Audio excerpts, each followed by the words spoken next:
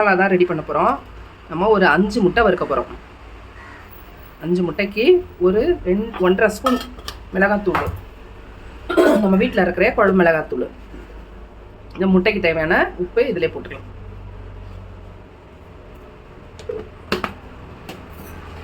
முட்டையை அவிச்சிக்குங்க. அவிச்சிட்டு இது பாருங்க, இது மாதிரி 2 கட் பண்ணிடலாம்.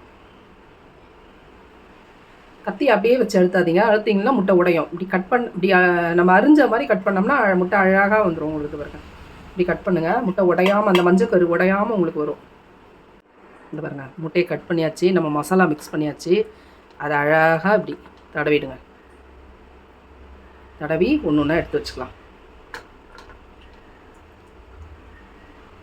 ஒரு தவா வச்சு எண்ணெய் ஊற்றி வச்சுட்டேன். எண்ணெய் வந்து சூடாயிடுச்சு. இப்போ வந்து நம்ம கொஞ்சமாக கடுகு உளுத்தம்பருப்பு போட்டுக்கலாம். உளுத்தம்பருப்பு கொஞ்சம் எக்ஸ்ட்ராவே போடுங்க, நல்லாவே இருக்கும். நல்லா வாசனையாகவும் இருக்கும், டேஸ்ட்டாகவும் இருக்கும். கடுகு பொரிஞ்சிருச்சு. இப்போ வந்து நம்ம கொஞ்சம் கருவேப்பிலை போட்டுக்கலாம். கருவேப்பிலையும் பொரிஞ்சிருச்சு. இப்போ நம்ம மசாலா தடவி வச்சுருக்கோம் இல்லையா முட்டை, அதில் ஒன்று ஒன்றா எடுத்து ஃபஸ்ட்டு இப்படி திருப்பி போட்டுங்க.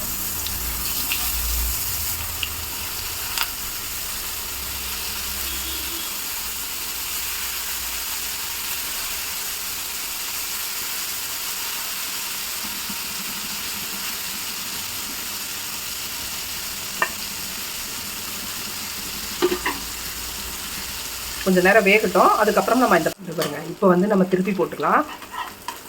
முட்டை வெடிக்கும். முடிஞ்ச வரைக்கும் அனலை கம்மி பண்ணிட்டு செய்யுங்க. அனல் அதிகமாக ஏற்றுனீங்கன்னா வெடிச்சிரும். சில நேரத்தில் முகத்துலலாம் தெரியும் பாருங்கள். அப்படி இல்லை உங்களுக்கு, அப்படியும் தெரியலன்னா அழகாக மூடி போட்டுருங்க. கொஞ்சம் உள்ள கேப் விட்டு மூடி போட்டுருங்க.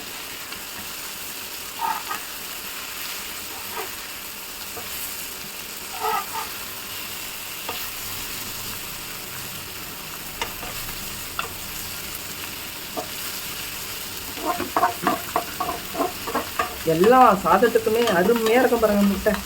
வெறும் கிளு மிளகாய் சாம்பார், ரசம், கீரை எல்லாத்துக்குமே சூப்பராக இருக்கும். புளி சாதம், லெமன் சாதம் எல்லாத்துக்குமே செம்மையாக இருக்கும்.